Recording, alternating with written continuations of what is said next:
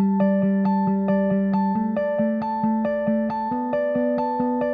a tremendous honor that we have with us today the former mayor of Baltimore, the former governor of Maryland, Martin O'Malley, who was also a candidate for, as you all probably know, a candidate for the nomination of the Democratic Party for President of the United States. This is, I think I heard him say, his first trip to the islands. He came here to be here with you all. And so I think that we should just give him a really big mahalo, aloha, and welcome him to the stage, Governor Martin O'Malley from the state of Maryland. Come on up.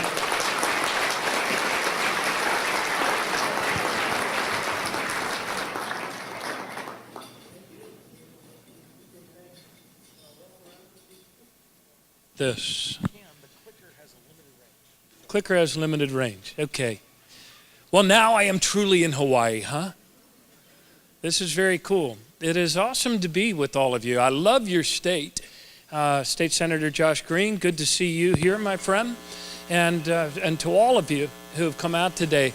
DJ, thanks for what you do with State of Reform and for actually bringing us together to talk about the things that we have the ability to do. We are not the victims of change. We are the masters of change, right? And I know that that's a spirit that the people of Hawaii certainly hold within their hearts. It was very difficult for me, by the way, to leave behind the 9-degree weather in Baltimore. Yes, 9 degrees. But I loved flying in and looking down and seeing Pearl Harbor. There are a couple of aircraft carriers there. How do they land those little planes on those even smaller aircraft carriers? How do they do that? I've always been amazed by that. Tiny little speck out in the middle of the ocean, and yet they land the plane on it. But you have a beautiful state, and I'm psyched to be here. And I want to share with you Maryland's story. Something that Anderson Cooper never gave me the ability to do in any of the few debates, right? But I want to share that story with you, and I have some late breaking news. In fact, I want to talk to you about paying for wellness and the things that our state is doing. And in particular, something that we put into motion only about 3 years ago, so it's still new. Still have a lot of stuff to work out, but some of the things that we have done to realign the profit incentive to pay for wellness are showing some early returns, and in some cases doing much better than anybody might have guessed. Okay, so here's the news flash. This was from the Washington Post. For those of you in the back of the room, I will fill in that the date is January 8th. 2017. So this is only a couple of days ago. The federal government, and I'm reading from the first paragraph here, federal health officials have authorized Maryland to continue its unique all-payer healthcare model for hospitals through 2019, while the state seeks approval to apply a similar plan to outpatient service providers such as doctors, skilled nurses, and rehabilitation centers. So this might mark the very first time that when something was working in healthcare, the Trump administration continued to go with it. Let me read on here. Down at the bottom it says, I'm skipping, Maryland's current governor, Republican Larry Hogan, and the U.S. Centers for Medicare and Medicaid Services announced the extension of the program Monday, ensuring that the state's healthcare system will not be plunged into chaos. None of us like being plunged into chaos, do we? Not a good experience being plunged into chaos. De Tocqueville many years ago said that Americans hate revolution, but they love change. We'll see if that's true. Marcus Aurelius said that all that we need depends on change. And certainly we see change happening at such a fast pace now in our society that it's actually freaking a lot of people out. We've gone through a pretty brutal recession.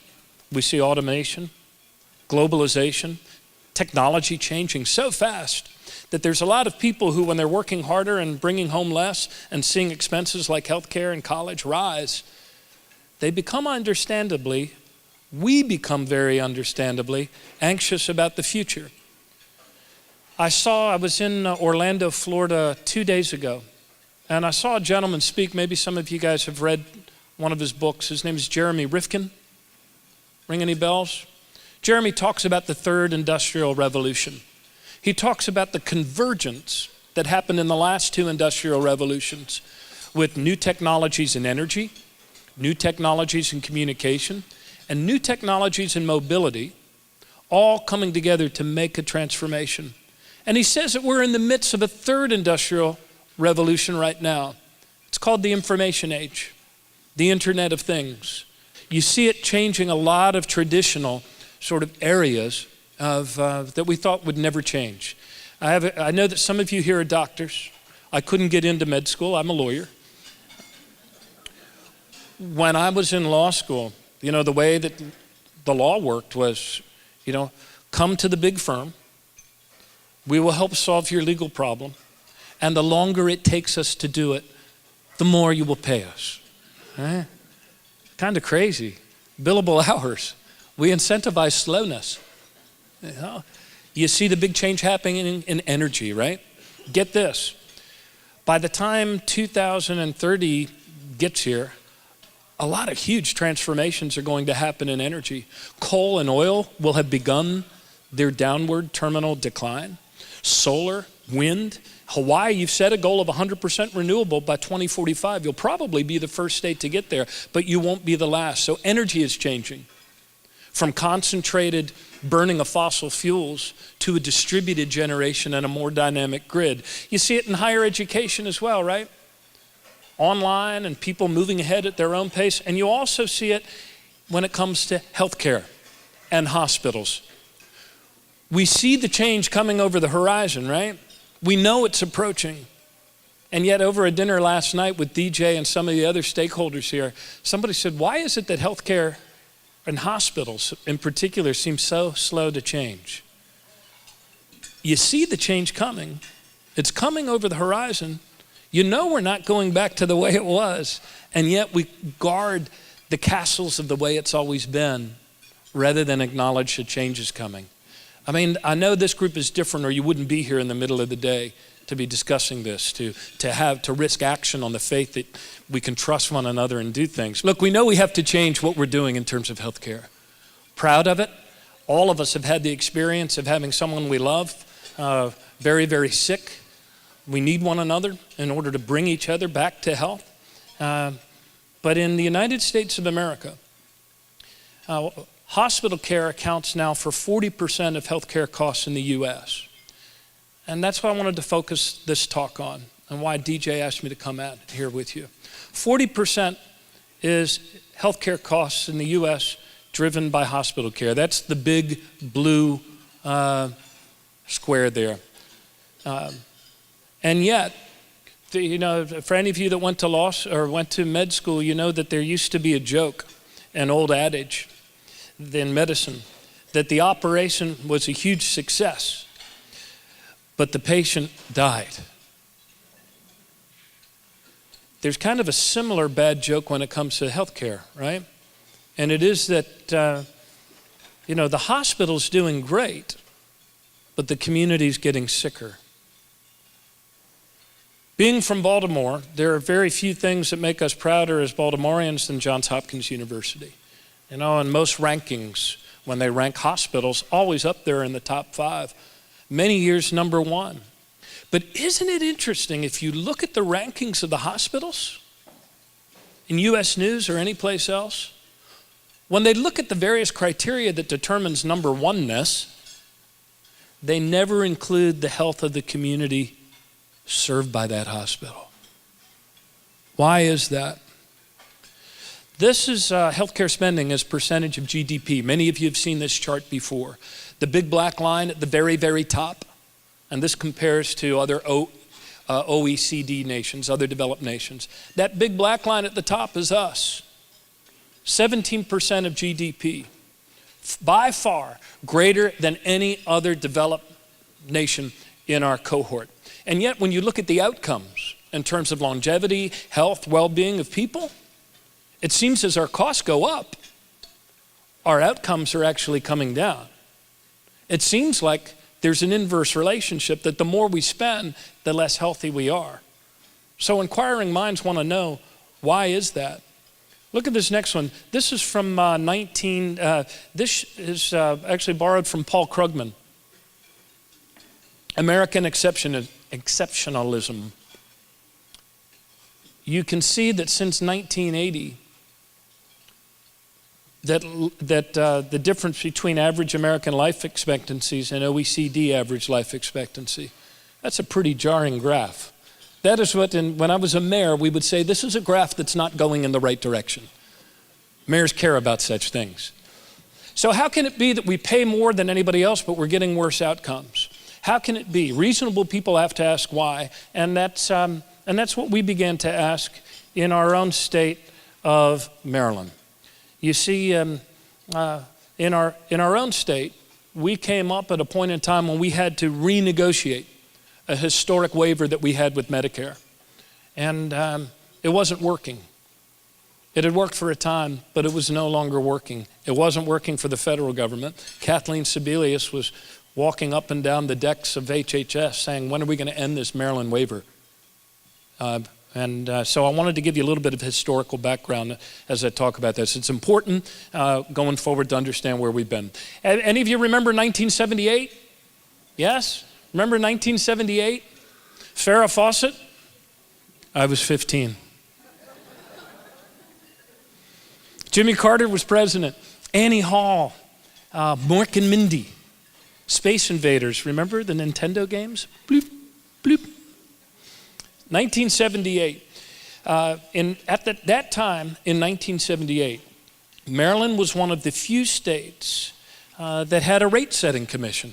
And here's the other ones. So Maryland had a rate-setting commission.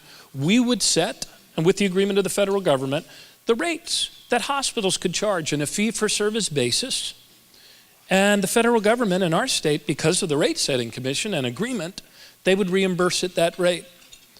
Washington State, New York State, Massachusetts, some of the others you see there.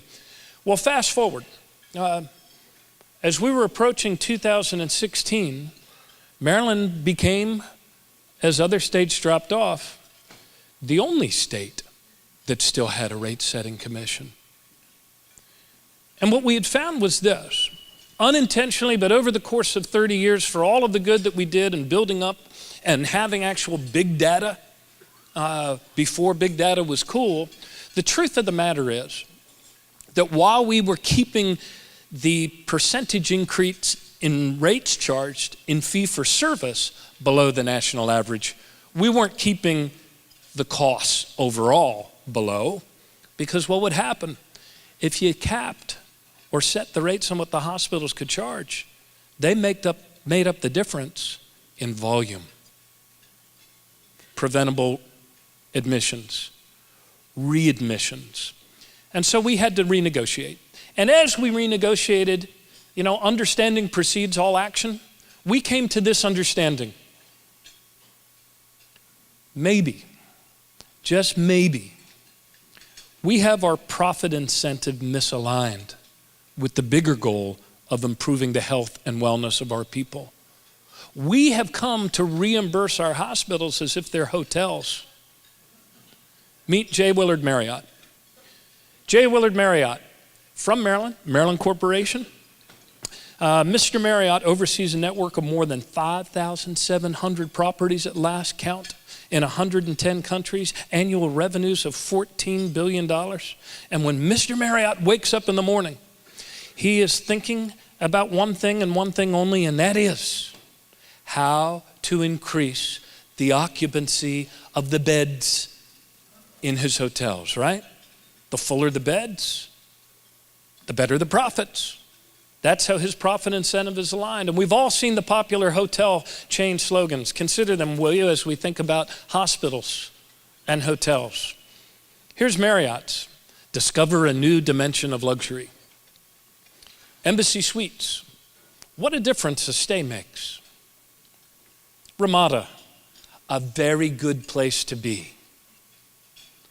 Now, would any of those be good slogans for a hospital? I don't think so. And yet, when you align the profit incentive to filling up the vacancy or reducing the vacancy rate and filling up beds, you start seeing things like this. Both of these from the New York Times. With room service and more, hospitals borrow from hotels. Right? Piano player. And here's another one. Is this a hospital or a hotel? So hospitals, understandably, started to emulate hotels. Wanted more customers, wanted to fill up the bed nights, wanted it to be a great place to be. And you usually, I guess the similarity is you get a bill at the end of your hospital stay, you get a bill at the end of hotel stay. But unless it's for a birth of a child, most of us wouldn't want to have to go to the hospital, right? Thank God there are good doctors and nurses and people that get us well, but we generally don't want to go there. It's important to keep our eye on the further future, you know? When we have institutions and people depending on us, the urgency of here and now, the fast pace of change can be intimidating. We just want to keep it together, right? And yet, if we look to the future, we see the chief science officer bidding us. You old enough to remember this? Whoops, I went backwards by accident. Live long and prosper. But Spock, the chief hospital financial officer, bids us to get sick and fill up hospital beds. What future do you want to see? I kind of like live long and prosper. So here's what we did in our one little state. Only one state, but it was important. We asked ourselves, understanding precedes all action, we asked ourselves what would happen if we stopped paying hospitals like hotels. This was in Business Insider magazine. An amazing healthcare revolution is happening in Maryland, and almost no one is talking about it. This from internationally renowned health economist Uwe Reinhardt. Some of you have read his stuff, passed away just about 3 months ago, I think. God rest his soul.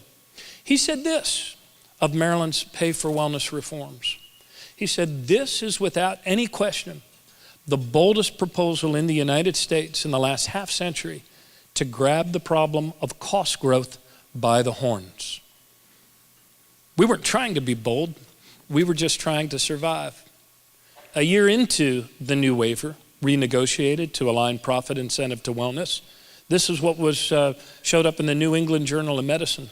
Maryland reforms saved Medicare $116 million in the first year while improving healthcare outcomes.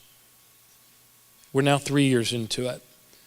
So let me share with you this story. Western Maryland Regional Medical Center in Cumberland, Maryland. Anybody here from Cumberland, Maryland? Allegheny County? Well, let me tell you in a nutshell. Once upon a time, back in the 1870s, in that industrial revolution, Cumberland was a gateway to the West. Lots of heavy industry. There are probably very few counties in Maryland that have experienced as much unemployment and as much downturn as Cumberland has in the recent shift and change. So nice people, hardworking, good people, but a tough place economically. This is Barry Ronan. Barry Ronan is the CEO of Western Maryland Regional Medical Center. He was one of the first in our state, out of our 46 acute care hospitals, to say, yes, I'd like to try this new way. I think I can make it work. So he set up extra services for patients to help them stay well. Free dietitian services for diabetic patients, extra nurse visits for long-term care facilities, medicines instead of prescriptions in the emergency room, appointments instead of a number to call on discharge.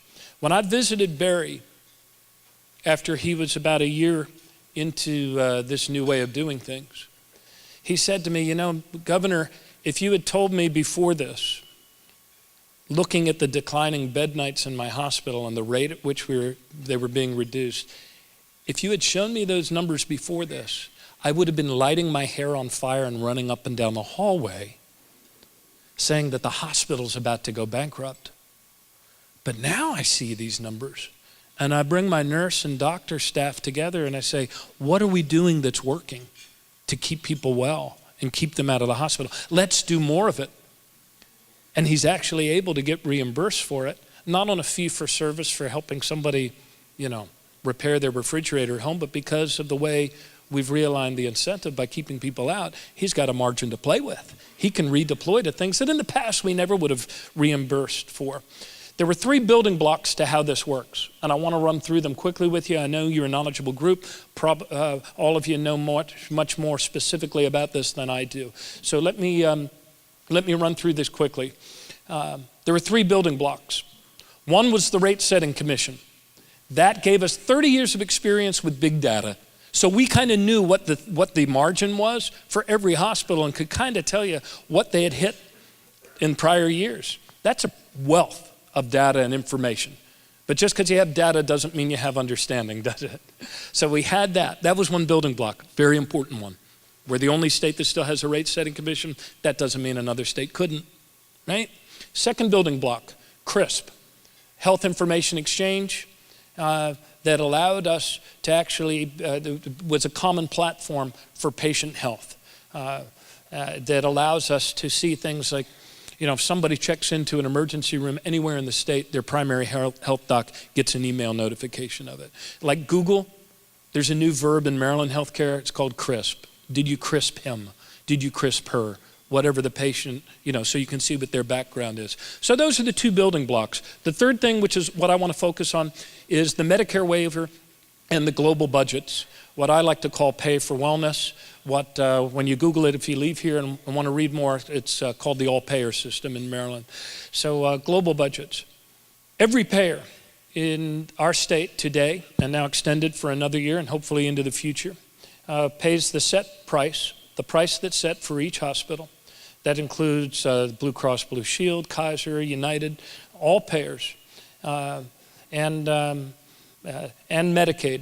So while other states, maybe perhaps are squeezing hospitals on Medicaid reimbursement, in Maryland, all payers pay the rate as established by our rate setting commission. But that rate is actually somewhat variable. Let me show you what I mean as we get into nuts and bolts here. Traditionally, the profit incentive aligned to keeping beds filled, those are little bed icons stacking up there. That thin green line, kind of historically where the hospital was. And the hospital needs more patients in order to make more revenue. More beds equals more revenue, beds go up. In 2014, with those other building blocks, we came up with a new way of doing things, and this is step 1 in the nuts and bolts. The commission and the hospital agree on a global budget for the year. It's a different budget for every hospital, and it has to be adjusted differently for every hospital in the experience and the moving dynamic that is making people well and better. So the thin green line that we're seeking to land on, that's the global budget for the year. And the conversation goes something like this. People at the HSCRC, for those of you acronyming along at home, that's the Health Services Cost and Review Commission in Maryland that sets the rates. They say to the hospital, we've agreed, and I'm keeping the math hyper simple here, folks. We've agreed that your budget will be $100,000 next year, and you expect 100 patients. Therefore, you can start charging $1,000 per patient. And the hospital says, okay. The hospital doesn't really say okay, but this is a G-rated production. And so we venture out along our way. We monitor the experience. And what we see as we try to land on that thin green line, and with our little toggle switches from quarter to quarter, is we say, hey, it looks like you're on track for fewer admissions than we had anticipated. So you can actually start charging $1,100 per patient. And the hospital says, okay. And that time they really mean it. And as you can see, as the wellness improves, there's less beds. But that yellow area, that's the margin. And that actually is going up. Third quarter. Volume is monitored. Fourth quarter, and prices are adjusted. Volume is less than anticipated, so now you can charge $1,300 per patient. And the bottom line is that we're trying to land on that global budget. Why? Because the deal with Medicare for the waiver was twofold. Number one, that you keep the cost increases. Make sure that they don't go up by more than 3.59%. I think it was pegged to GDP growth or something of that nature in the state. The second thing is that you will keep in aggregate costs going down. Can't go running an inflating volume and get it on the back door. And you need to make sure you save us $350 million within the next 5 years by doing it this way. And let's keep talking and making it work better. So our new way is this: global budget. Revenues established in advance. Goal is to prevent unnecessary hospital readmissions by keeping people well. And as we seek to land on that little green line, what you can see is that hospital administrators, the good ones, mind you, are able to redeploy to wellness, do the things that work to keep people with congestive heart condition, diabetes, even asthma out of the hospital. Now you can imagine, if you're a public administrator, how many public administrators, people that work in state government, county government, a few of you, you can imagine the amount of stress that your counterparts are under at Maryland's HSCRC, because this is always kind of a moving target, right? And landing on that thin green line is not an easy thing. So for the state administrators in the back, I actually have a video of some of your counterparts showing the stress that they're under as they try to land on that global target for 46 acute care hospitals, because they're all in now. And here's that video.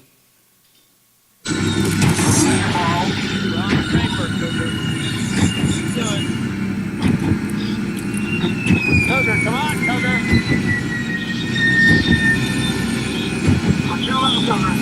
We're too little, Cougar. Give me some power. Some more power. Power again.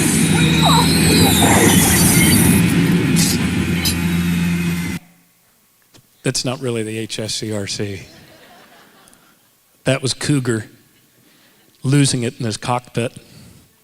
But you get the point. Let me wrap up. Leadership is a huge variable in all of this. A recent report just came out. I called Josh Sharfstein, my former health commissioner, and I said, wow, Josh, you really have to read the fine print to find anything positive that they're saying about it. And he said, yeah, but trust me, I've read a lot of these sorts of reports. For them to acknowledge that it's working is something important. But what they also say in there is that leadership is the variable. There are some hospital administrators who say, this will never work. That wouldn't work here. We tried that and it didn't work. This will go away soon. The Trump presidency is permanent. It's going to last 1,000 years. And then there's others, people like Leslie Simmons, who are redeploying to the health and the wellness, closing down inpatient floors and turning them into wellness clinics. This is a great story. Joe Ross in Hagerstown, just a little further east than Cumberland, but a lot of the same economic dynamics. He read in the paper that the school system was going to be closing down its health clinics inside its school, its nurses. And he crunched the numbers with his nursing and doctor staff and administrators, and he figured out, hey, you know what, if I took over that function, I could actually not only run it, but I could even make money on it by reducing the number of people coming in with asthma. He cut by 1/3 the number of asthma admissions and also saved that health clinic.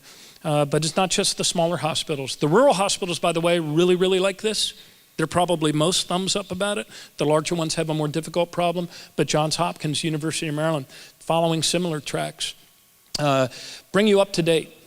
This came out in Health Affairs. A blog says 3 years after the Centers for Medicare and Medicaid Services and the state of Maryland launched this approach, that it appears to be working.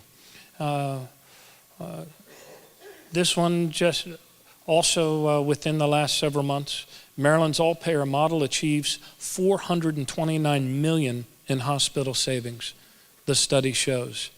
As it centers on its 4th year, Maryland's all-payer model is exceeding expectations. that were required by CMMS, according to Health Affairs study. And this is that study. Google it if you care to. Evaluation of Maryland all-payer model.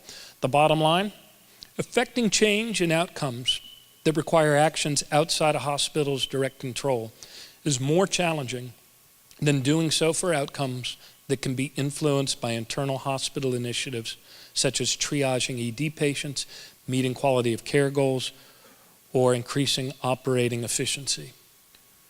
So it comes down to leadership, but it's not impossible. You know we're not going back to the old way that we used to do things. Those other charts and graphs are not leading us in a better direction. So Hawaii, congratulations to you. I have the sense that you guys still have that most essential thing for any self-governing people, and that is a level of trust in one another, a love of place and a care for one another that allows you to do good things and maybe show the rest of the country that our best days are still in front of us. So thanks a lot for having me. Look forward to talking with DJ.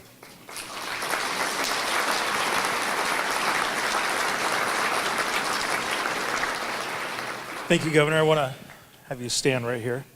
Right here. We're going to take a picture of everyone so they can all be on Twitter. All right. Thank you. Thank you. Have a seat. Let's. Thank you for coming all the way out here and making time to do this. Why do you think, why is health policy so complicated to communicate, to engender support for when someone does have a visionary leadership platform and position? Why is it so hard, do you think, to make progress on this, either at the federal, state, or local level? Ooh, well, look, we're human beings.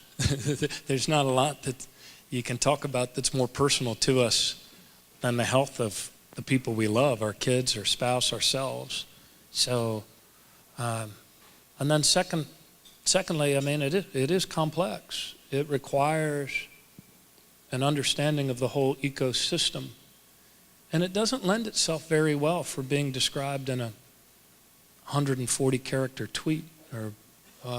So it is complex. It's not beyond comprehension, but it is in our current noise that passes for public debate and infotainment. It's really hard to get across in short little sound bites. I mean, we were joking earlier that during the presidential debate, for the time that I was able to be on the stage with Secretary Clinton and Senator Sanders, there were 2 debates in a row where the healthcare question came up, and both times, they broke for a commercial. I'm like jumping up and down, raising my hand, want to talk about something that works.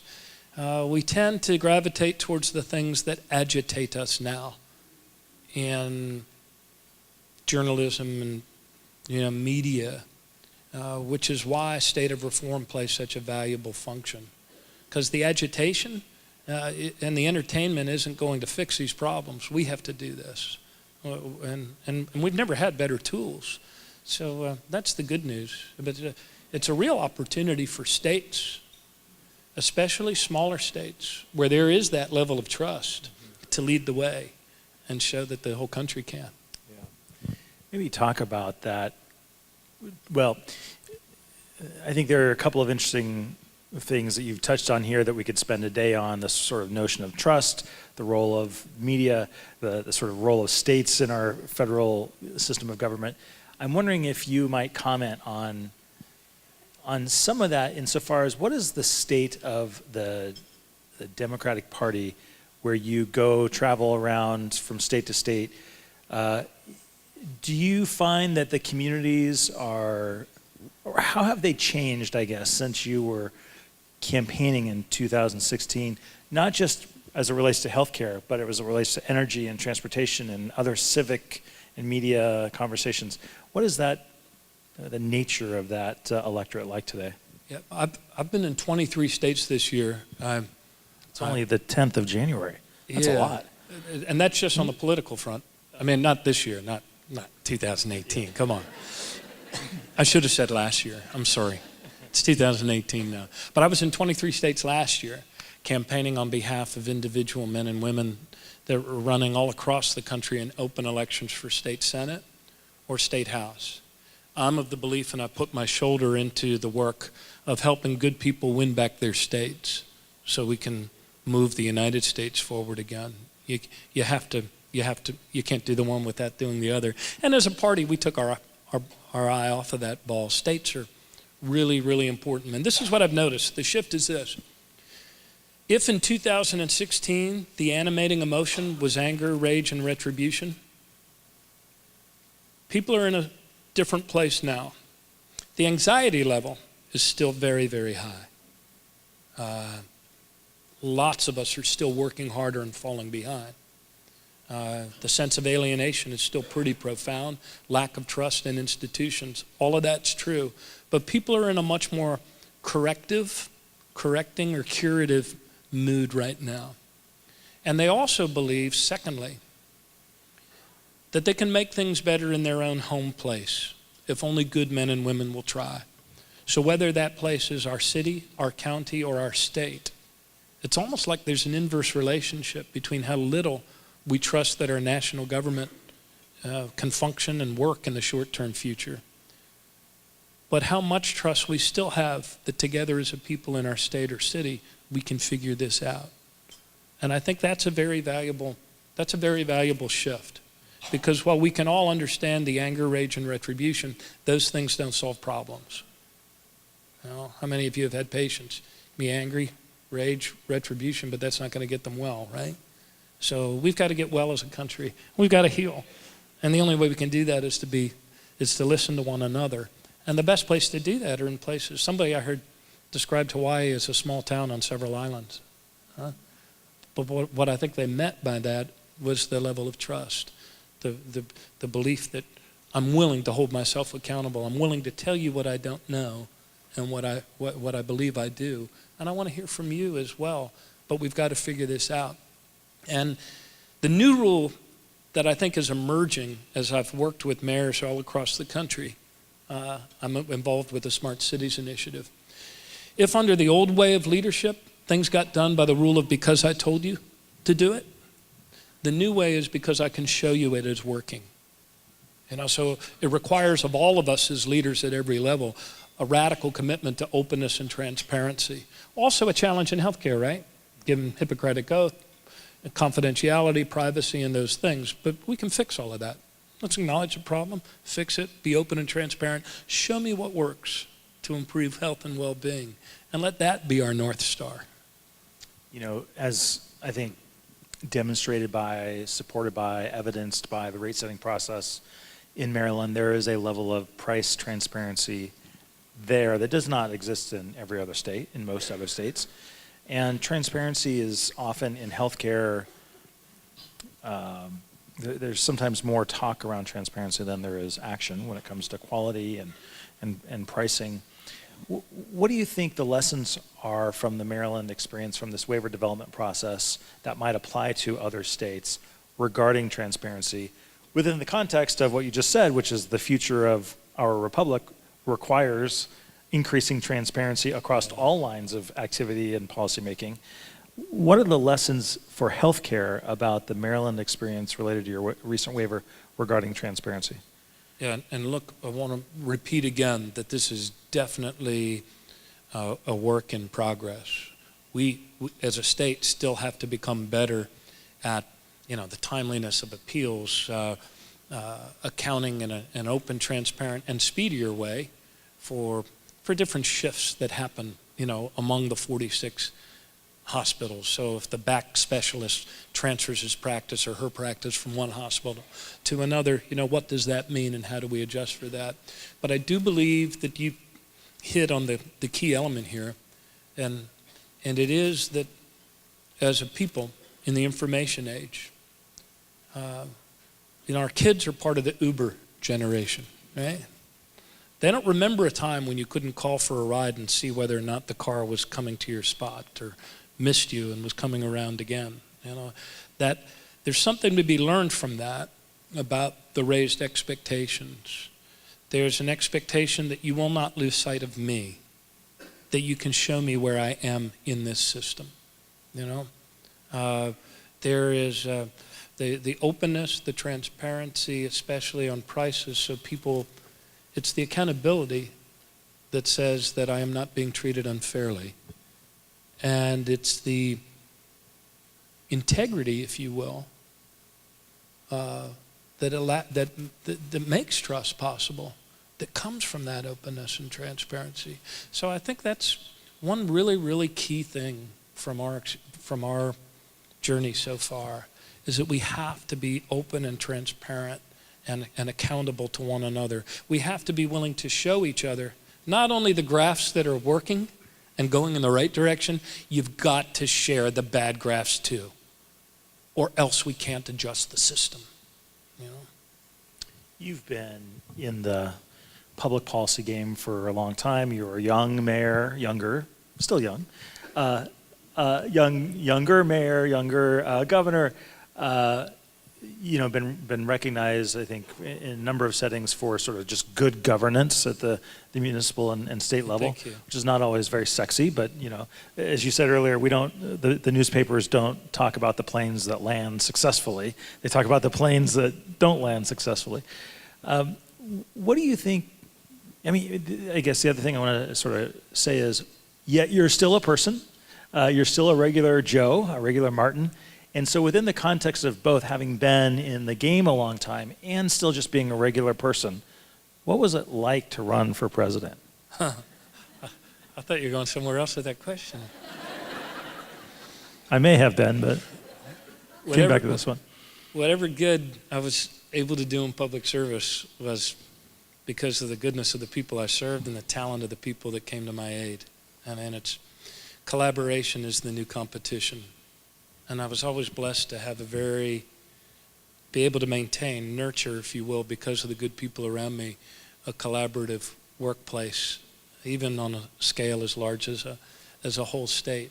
Running for president of the United States in 2016 for me was, number one, a great and humbling honor. Number two, the most frustrating damn thing I've ever done in my life. It was hard to pierce through.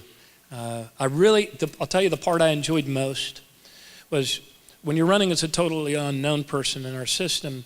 I mean, really the first contest, Iowa, is so critically important. You have to be able to springboard out of there and beat expectations. So as a result, most of the time I spent interacting, doing Q&A in small groups. Well, in Iowa, they consider 100 to be a large group. So groups of 100, maybe 200 people.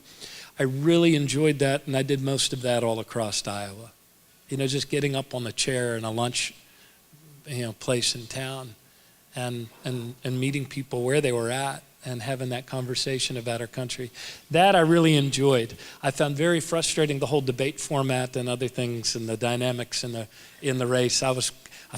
We found our campaign for all of the accomplishments in office and vision for the future. We had very little oxygen in the cave. I mean, I was between a rock and a very angry place. And try though I might to open that up, I wasn't able to. So maybe God was taking some compassion towards me. Maybe he was merciful and spared me, because none of these problems are easy to solve. But nobody else can fix our country, only we can do that, and we will. That must have been really, as I think it always is in varying levels of elected office, a humbling reminder that it's just us here doing this, right? And that ultimately, we got to figure out how to lead our communities, lead our country. We got to be the governments, we got to be the policymakers, we got to do all that stuff. There's nobody else like backing us up. It's just us, right? Yeah, the Chinese aren't going to do it for us. They might be able to fill Walmart's racks with cheaper stuff, but they're not going to fix our country. They've got their own. It really does come down to decent men and women, being willing to sit and listen to each other and figure out these problems. For some reason, something you said made me flash back when I walked out on that stage for the first debate. I guess it was in Las Vegas. It's like fight night, and the spotlights and glitz. And my youngest boy, who at the time was 13, I have 4 kids, 2 girls, 2 boys. Rich people couldn't do better. My youngest boy right there at Las Vegas says, "Dad, this is like the Hunger Games." He said, "And you're about to go up in the tube." I said, yeah, I am. You walk out on that stage and trying not to be cognizant of the fact that, that was our first and last primetime debate that we were allowed this year. So you try to put out of your head that there's a lot of people watching on TV too, and you just try to calm down. But I tell you, I had so many facts crammed into my head, and I was so hyped up to make the most of the 5% of the time that they were going to deign to give me, that when I first started talking, I got my sea legs eventually. But have you ever had a dream where you're trying to run?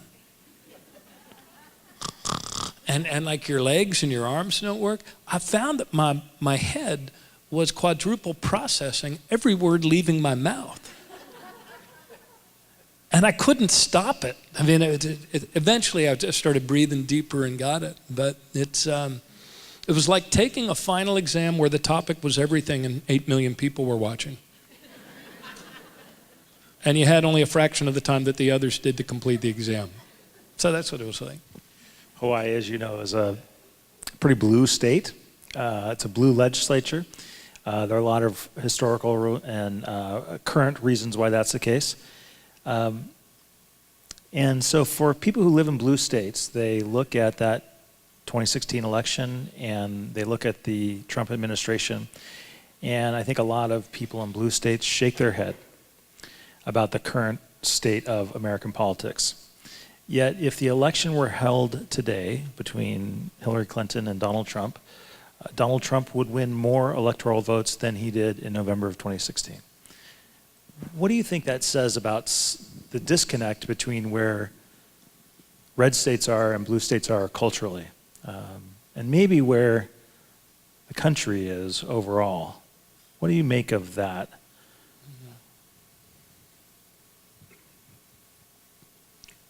Well, there's a lot in that question we could unpack. What I sense is that as a nation we're hungry for new leadership. We all know that the world's changing very fast. And when you go through periods of great technological and industrial change, we're all smart enough to know that some people get hurt. And we want our leaders to be able to give us at least a framework for how we manage this period of profound change in ways that actually lifts up our national good, the common good we share. They're looking for leaders that will, yes, articulate the timeless American truths. Our economy is not money. It's people. It's all of our people. But we also want leaders that will help us make sense of these changes. An inclusive economy doesn't happen by itself. We invest in education. We give our people new skills to tackle new challenges. And I think we're in the middle of a 2-step process. The first step involved rejecting and sticking it to all of our old leaders. Give me a sledgehammer, don't care whether you hand it to me with your left hand or your right hand. I want a sledgehammer. I want to break the table of our national democracy and show our national leaders that this ain't working for me.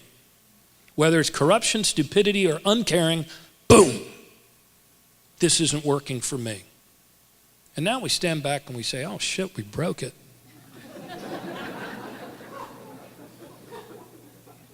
And now we got to put it back together. And I think that's where we're at right now. This presidency will not last forever. In fact, some days it shows every promise of being short-lived, indeed.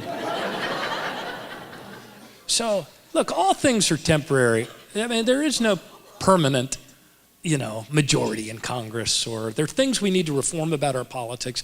Need to get rid of gerrymandering in congressional districts. Need to, public financing of elections. Need to push back against the corrupting influences of the concentration of wealth that's happened to a worse degree now than any time since the Gilded Age. Yes, all of those things are true. We need to do all of those things, and we also can only do them together. Huh? And I see really positive things happening in state and local government, a new way of leadership and governing emerging in our cities, and that's going to make its way to the states. And this year there are 36 governors and state legislatures up for election all across the country. So look, take heart. Great republics sometimes make bad mistakes, but good ones correct them quickly. And that's what we have the power to do. Let's give them a round of applause. Thanks a lot.